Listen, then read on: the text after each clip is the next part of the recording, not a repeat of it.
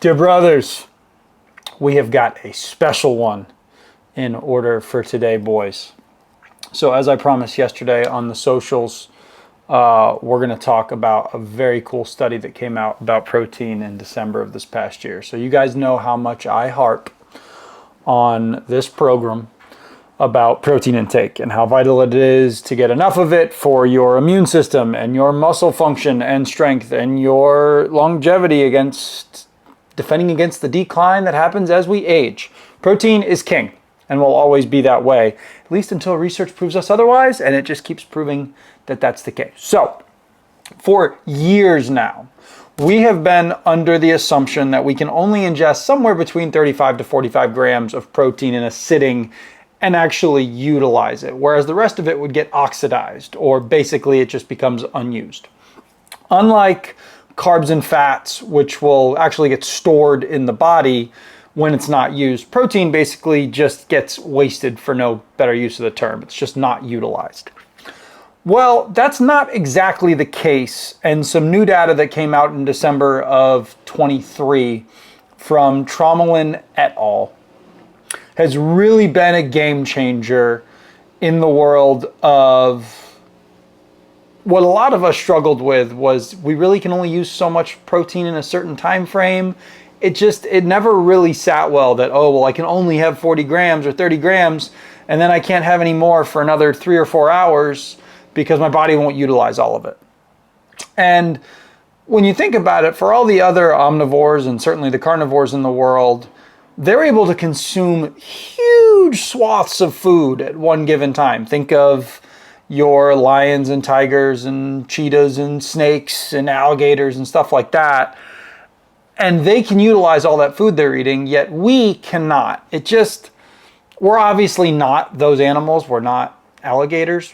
But reason would dictate that something seems to be off, that we can only have such a small amount in such a, tiny window. And so that's what this paper really looked at. And so this data came out, was published in Cell Reports, and I'll put the link to the PDF that kind of explains it all in the bio.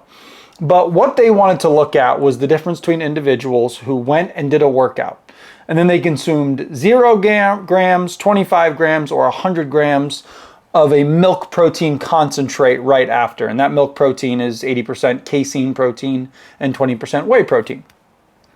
So they then they put tracers on the amino acids to see where they went and how much muscle protein synthesis was occurring. And they looked at 4 hours, 8 hours, and 12 hours. And the findings were pretty awesome. So they concluded that if you consume 100 grams of protein in a single meal, your body will absorb all of it. It just takes a longer time to happen. So in other words, there's this dose-dependent relationship of absorption in the body depending upon how much you consume. So this makes sense. The more protein I consume, the higher amount of amino acids are seen in my blood, and the longer it takes for me to consume or to utilize all of it. If I only have 25 grams of protein, that window obviously shortens. It takes less time for me to fully absorb it. So this all makes perfect sense. The more I consume, the longer it takes to digest and absorb, the less. Okay. One of our big errors that we have made is that we believed you could only consume that smaller amount of protein at a given time. And per the researchers of this study, it's because we never actually looked at the effects of it longer across time. Most of the time we stopped at 3 or 4 hours and we didn't look at it at 8 and 12 hours down the road. So what this basically allows us to see, and by the way, this is a human study. This isn't like we did this in animals. It allowed us to see that if you consume a larger quantity of protein at a meal, you're indeed going to use all of it post-workout, at least up to 100 grams. So what's important to point out here, though, is that they did stop at 12 hours, but there wasn't a plateau in this study in terms of where amino acids finally ended up. For instance, they could have eaten up to 150 grams and you might be able to utilize that across the entire day, but they only looked up to 100 grams. So let's dive into that a little bit more.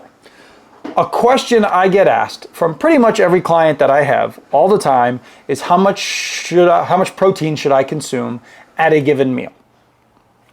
What we do know is that you at least need to be getting about 20 grams of protein in your meal, as long as it is from a good source, or else you might not have enough building blocks available to repair muscle and respond to muscles that are sensitive, especially post-workout. So 20 grams is kind of your bottom number needed. Now remember, I've talked about this before, you also need at least 2 to 3 grams, 2,000 to 3,000 milligrams, if you will, of leucine, which is a branched chain amino acid, which is essential. It's the kickstarter of muscle protein synthesis. AKA, if you do not have enough leucine, it doesn't matter, and who gives a rip how much protein you have available, you're not going to get into muscle protein synthesis, and you're essentially just wasting that. So, that is why source of protein is so important. For those of you that are eating animal proteins and consuming whey or casein shakes, you're good to go. This isn't a huge concern for you because leucine is inherently built into those things in enough of a dose. So, back to how much should we have in a given meal. For most of you listening, you're going to hear 100 grams and go, there is not a snowball's chance in hell that I can get 100 grams of protein in a meal. And you're probably right. That is a metric ton of protein for a meal. I'm not saying that you all need to do that, but what I am going to say is that you should be getting somewhere in the realm of 40 to 50 grams of protein per meal, knowing full well that you're going to utilize all of it across the day. Unlike before, where you would have people who would be planning out their days around getting another 20 to 30 grams of protein in 2 to 3 more hours and doing this 4 or 5 times a day. And you now can do something along the lines of 50 grams of protein after your workout in the morning, another 50 grams at lunch. Maybe you have 60 grams, a little bit more at dinner, and then before bed you do a protein bar, or maybe a Oikos yogurt with something in it, and that's another 25 grams or something. The moral of the story is this. I would still advocate that you split up your protein throughout the day, just because, not necessarily because of its utility, we've just talked about you can consume a lot and get it used, but because it's friggin' hard to eat that much protein in a singular sitting. But what this does mean is that no matter how much you consume in a singular time, it will eventually be utilized, and this is especially important right after you have worked out, right after you have resistance trained, because your muscles are very sensitive after you have worked out.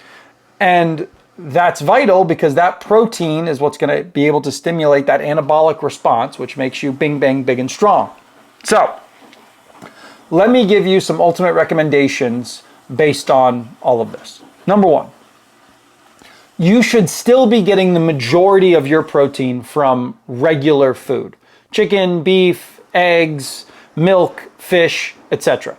Most of your protein, the giant majority, should still be coming from those. That's number 1. Number 2, it is probably of good benefit to you to consume a good deal of fast digesting and absorbed protein directly after your workouts. This could be from real food or from 25 grams of a whey protein shake, because whey is rapidly digestible and gets to your muscles ASAP.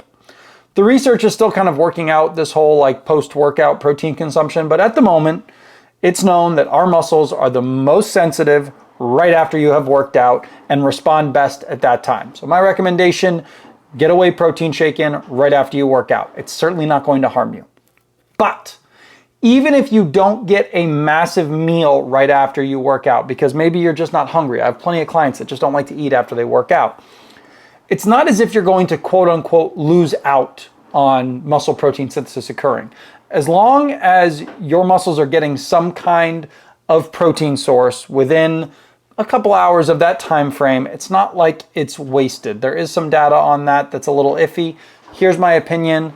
Within an hour or 2 of your workouts, get protein in. At least 20 grams, ideally that, 40, 50 gram range. Number 3, each meal should contain at least 40 to 50 grams of protein in all reality. 20 grams might be the bottom threshold, but I would recommend getting at least 40 to 50 grams in at every single meal. So if you eat 3 meals a day, you're going to be guaranteeing yourself 120 to 150 grams of whole food protein. For those of you that are in the 150 to 180, 175 pound range, that would be the perfect amount. For those of you that are heavier, obviously you would need to consume a little bit more. Which leads to the 4th recommendation. You still need 0.8 grams to 1 gram per pound body weight of protein per day. I weigh 212 pounds. I need about 212 grams of protein roughly each and every day. And this is a non-negotiable. Which leads to number 5. This study has now shown us that even if I eat 100 grams of protein 2 times a day, that gets me to 200 grams of protein. I am going to utilize all of that. It's just going to take some time for my body to absorb it all. I'm going to leave it at that today, fellas. I'll link the study down below so you guys can take a look at it. And obviously this is just one study. There's a lot of other things we have to look at. Obviously they looked at a concentrated milk protein versus looking at like a meal, especially we know that protein gets digested a little bit more slowly if it's involved with other things. But here's what you need to know. Consume as much protein as you want during a single meal, seeing as most of you will never get to 100 grams. And you're going to reap the benefits no matter what. There are going to be days where maybe you just are traveling through the airport. You don't have a chance to eat a lot. So that night you're like, hey, I have to get more protein in tonight because I just didn't have a lot today. That's okay. Just make sure that your number, mine being 212, I know that at the end of the day, whether I have a ton in the morning, a ton at night, I scatter them evenly throughout the day, I just need to get to 212 grams of protein in the day. The beauty of this is that you can do as much as you want at any given time. And maybe soon we'll do like the 150 gram test. That'd be crazy. But split it up however your lifestyle fits, and that's really all you need to worry about. Go forth, lift some heavy stuff, bring the protein shake with you, and that's pretty much all we need to know for today. God bless all of you. I love you. Be strong. Let's get after it. Find the gym. And for all that is holy, please, please, please get your protein in. That's all. Take care now. Bye-bye then.